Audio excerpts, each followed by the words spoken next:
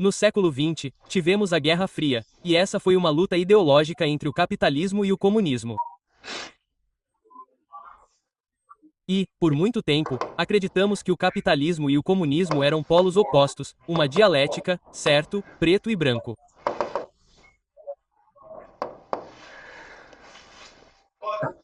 Mas, se for esse o caso, como explicamos a China?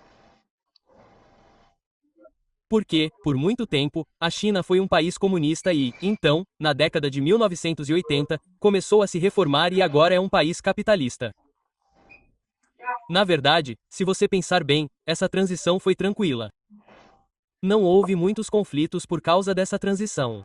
E isso não é verdade historicamente, pois as transições foram muito violentas. Certo, certo. Então, pense na transição do feudalismo para o capitalismo. Certo, foi um processo muito violento. Pense no processo da Europa católica para a Europa protestante. Esse também foi um processo muito violento. Mas na China, o comunismo se transformou em capitalismo com bastante facilidade, rapidez e muito sucesso. Certo? E, de fato, você poderia dizer que hoje a China é um país muito capitalista com alguns elementos comunistas, mas é muito capitalista. Então, a questão é: se essas duas ideologias, capitalismo e comunismo, são tão opostos, se é uma dialética, então como isso aconteceu na China?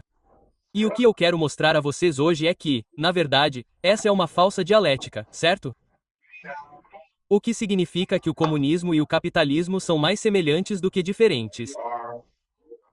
Na verdade, o que eu vou mostrar a vocês é que, de muitas maneiras, o comunismo é uma criação do capitalismo como uma arma para destruir o capitalismo, os principais inimigos do capitalismo. Certo? Então o comunismo não é realmente o inimigo do capitalismo. Os verdadeiros inimigos do capitalismo são ideologias diferentes. Certo? Então essas ideologias incluem a monarquia.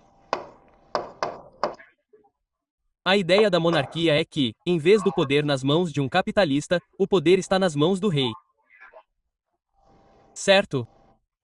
E o que um rei geralmente faz é redistribuir o capital de uma forma mais justa. Por exemplo, quando um rei chega ao poder, o que ele geralmente faz é cancelar todas as dívidas e redistribuir as terras. É por isso que ele é tão popular, certo? Os capitalistas têm medo de reis. Eles não querem reis porque um rei geralmente redistribui propriedades. Outro grande inimigo do capitalismo é a religião ou a teocracia. Certo? A ideia aqui é que todas as religiões ensinam que o dinheiro é mau. Certo? Deus não quer que você ganhe dinheiro. Deus quer que você seja gentil com os outros, que ame seus filhos, que seja uma boa pessoa. Certo? É por isso que na Europa católica eles eram tão pobres, porque as pessoas estavam mais focadas na redenção e na salvação do que em ganhar dinheiro. Certo? A teocracia também é um grande inimigo do capitalismo. E você também tem o nacionalismo. O nacionalismo é a ideia de lealdade ao seu povo, lealdade à sua nação. Para o capitalismo, isso é um problema, certo? Porque o capitalismo quer ser leal ao capital e quer que o capital flua através das fronteiras. Então, vejo uma oportunidade de investimento na China. Quero tirar meu dinheiro dos Estados Unidos e colocá-lo na China. Não quero me preocupar com o fato de a China ser minha inimiga. A China não é meu povo, certo? Então, o nacionalismo também é um grande problema. E então você também tem outro problema, ok, chamado democracia. Então, acredite ou não, os capitalistas odeiam a democracia. Por que eles odeiam a democracia? Porque, se você pensar bem, se as pessoas tivessem poder, os trabalhadores tivessem poder, todos se reuniriam e votariam para redistribuir a riqueza, certo? Para fazer os ricos pagarem mais impostos. Chamamos isso de socialismo. Certo? Então, pense bem, o inimigo do capitalismo não é o comunismo, são essas quatro outras coisas. Se você pensar bem, o comunismo está trabalhando com o capitalismo para destruir todas essas quatro coisas, certo? Então, vamos dar uma olhada nessa monarquia, certo? O comunismo não permite que monarcas surjam. Ele permite que um partido surja. Certo? O que é um partido? Partido é uma holarquia. Certo? Que é um sistema capitalista. Agora, teocracia, o que Marcos diz?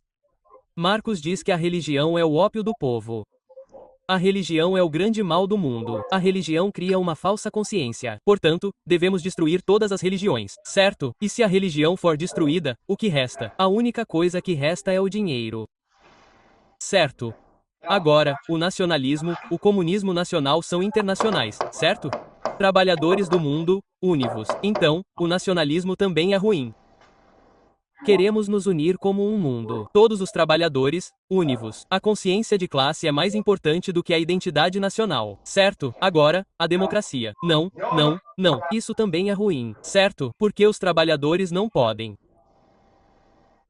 defender seus direitos. Os trabalhadores têm uma falsa consciência. Os trabalhadores foram submetidos a uma lavagem cerebral pelos capitalistas na escola, na mídia, na internet, em Hollywood. Certo? Portanto, uma vanguarda, o partido deve liderar o povo para o socialismo. Certo? Então, é muito conveniente como o capitalismo e o comunismo têm inimigos semelhantes, e o comunismo ajuda a destruir todos os 4 inimigos de uma forma que o capitalismo não consegue. Certo?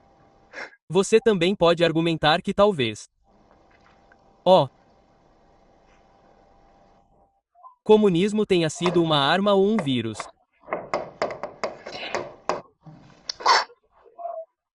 Criado pelo capitalismo para conquistar o mundo, destruí-lo e espalhar o capitalismo pelo mundo. E a China é um exemplo disso, certo? Pense na revolução cultural que destruiu a religião, a tradição e a identidade cultural. E o que aconteceu depois da revolução cultural? A China se tornou capitalista e hipercapitalista. A China teve a taxa de crescimento mais rápida do mundo. Como isso aconteceu? Certo, não estou dizendo que isso é verdade. Estou dizendo algo para pensarmos. Certo, certo. Então, vamos pensar sobre isso agora e, de novo, tudo isso é apenas especulação da minha parte, certo? Não sei bem. Estou dizendo, tipo, por que isso está acontecendo? Porque essa é a correlação, certo? Certo, um exemplo é Karl Marx. E Karl Marx, claro, é o fundador do comunismo. E a história de Karl Marx é muito, muito estranha. Por exemplo, ele é um cidadão alemão, mas passou todo o seu tempo na Grã-Bretanha. Ele foi exilado da Alemanha porque eles defendiam a Revolução Mundial. Então ele foi para a Grã-Bretanha. Mas a Grã-Bretanha também é um país capitalista. Então por que ele tem permissão para fazer o que quiser na Grã-Bretanha?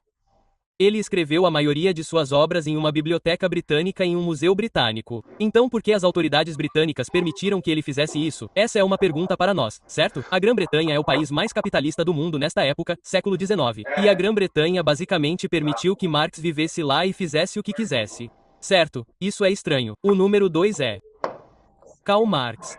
De onde ele tirou seu dinheiro? Certo, então Karl Marx, na verdade, sua esposa é uma aristocrata alemã, então ela está acostumada ao luxo. Mas Karl Marx nunca ganhou dinheiro na vida, certo? Quem é que escreve essas obras? O Manifesto do Congresso, isso é capital. Ninguém vai lê-las. Elas não vendem, certo? Então ele não é uma pessoa rica, mas sabemos com certeza que ele realmente viveu uma vida muito boa, certo? Ele não era um aristocrata. Ele não era rico, mas era de classe média. Seus filhos iam para escolas particulares. Eles tinham uma bela casa na Grã-Bretanha. Então a questão é, de onde ele tirou seu dinheiro? Bem, o que dizem é que ele tirou seu dinheiro de seu parceiro Frederick Engels. E de onde Frederick Engels tirou seu dinheiro? Bem, seu pai era um capitalista, um industrial. Então aqui vai uma pergunta para você. Por que seu pai, que é uma pessoa muito rica, deixaria Engels dar tanto dinheiro para Marx, e Marx está pedindo uma revolução mundial para destruir os capitalistas? Por que eles fariam isso? Certo, isso é meio estranho. A terceira coisa é que naquela época o socialismo era a ideologia mais dominante por muitas razões. Certo, certo. E a ideia do socialismo é que ele evoluirá naturalmente. Certo, mas Marx diz que não podemos permitir que ele evolua naturalmente. Ele não evoluirá naturalmente. Precisamos de uma revolução. Certo. Precisamos de uma revolução mundial, certo? Então essa é uma pergunta para nós. Por que ele diria isso? Certo. Então, vamos ver o que é o socialismo e depois vamos ver o que é o comunismo, certo? Vamos ver o socialismo. Tudo bem, a ideia do socialismo é bem simples. Tudo bem, então antes você tinha uma sociedade feudal e então ela se tornou industrial. Porque ela se torna industrial, você tem muitos e muitos trabalhadores, certo? E você tem capitalistas. O problema é que o capitalismo explora o trabalho. Ele deixa as pessoas muito infelizes, certo? Então os trabalhadores querem mudança. Então você tem o industrial, o capitalista. O problema é que o capital se consolida. Certo? Então talvez você tenha 1000 capitalistas para começar. mas então talvez 10 tomem conta de todo o dinheiro, certo? Todos os meios de produção, as fábricas. Então, talvez 1, certo? Porque é assim que o capitalismo funciona. Ele se consolida, o que significa que, eventualmente, o capitalista também se voltará contra o capitalismo, certo? E por causa da democracia, porque as pessoas podem votar, elas podem então, juntas, afetar a mudança política e isso levará ao socialismo. O que é o socialismo? O socialismo é apenas uma redistribuição de riqueza. Certo, uma redistribuição de riqueza. Agora, para simplificar, digamos que há 3 classes, certo? Você tem os ricos, a classe média e os pobres. Certo? Certo? Então, tudo o que a redistribuição faz é tirar o dinheiro dos ricos e dar aos pobres. Você entende? Mas, por causa disso, o que acontece é que a classe média melhora em status e poder. Certo? Então, se você olhar para o sistema, você pensaria, ok, olha, os pobres querem este sistema porque eles têm mais dinheiro, eles têm mais igualdade, mas também as pessoas que realmente querem o sistema são a classe média porque isso significa que, com o tempo, eles têm mais poder e status do que os ricos, certo? E esta é uma coalizão muito poderosa. É por isso que os socialistas acreditam que, com o tempo, isso é apenas uma evolução natural, e isso é verdade para a maior parte da história humana, certo? Então, depois da Segunda Guerra Mundial, a Europa não se tornou comunista, não se tornou capitalista, tornou-se socialista. Tinha um sistema de bem-estar social muito forte, certo? Então, é o curso natural da história humana. O socialismo se tornará inevitável, certo? Não faz sentido para vocês, certo? Porque essa é a maioria das pessoas. Mas Mark teve problemas com isso, certo? Mark diz, ok, tudo bem. O maior problema com isso é a classe, desculpe, a falsa consciência. Certo, você acha que esse é um processo natural, mas os capitalistas, a elite dominante, têm muitos truques na manga. Aspas, certo? Por exemplo, eles podem fazer lavagem cerebral nos trabalhadores. Certo? Então, para isso funcionar, você precisa criar uma consciência verdadeira. Então, você precisa destruir a religião. Você precisa reformular o sistema educacional. Você precisa controlar a mídia. Certo? Caso contrário, o capitalista usará as escolas, a mídia e a religião para fazer lavagem cerebral nos trabalhadores. E esses trabalhadores também precisam se unir em todo o mundo para ter poder de verdade. Certo? Por quê? Porque a verdadeira luta é de classe. Certo? Consciência. E para o socialismo surgir, precisamos destruir a classe, certo? Então a ideia da classe média obter poder é ruim. O que deveríamos ter é que todos fossem iguais, certo? Igualdade. Certo? E essa é a ideia do marxismo de destruir toda a propriedade, certo? Essa é a principal diferença entre socialismo e comunismo. Socialismo é a redistribuição de propriedade. Comunismo é a destruição de propriedade. Mas se você fizer dessa forma, o que acontece é que a classe média agora perde status, certo? E então são tanto os ricos quanto a classe média que sofrem com o comunismo e, portanto, eles provavelmente se unirão contra os pobres. Você entende? Então parece semelhante socialismo e comunismo, mas é noite e dia. O socialismo parece a evolução natural das coisas. Certo? E então parece certo. Então por que Mark está enrolando tudo isso? Certo, ele também diz que, tudo bem. Você também precisa de um partido. Você também precisa de uma vanguarda, uma elite. Para destruir a falsa consciência, unir os trabalhadores e criar uma sociedade comunista. E quando eles fizerem isso, quando o sistema for completamente comunista, então o partido abrirá mão do poder e você terá um paraíso socialista. Mas então a questão é, por que o partido abriria mão do poder? Certo? Então, se o partido é capaz de criar consciência, por que eles simplesmente não mudam para uma falsa consciência diferente? Certo? Então, o problema com Marx é que ele está trabalhando no socialismo e o tornando mais extremo.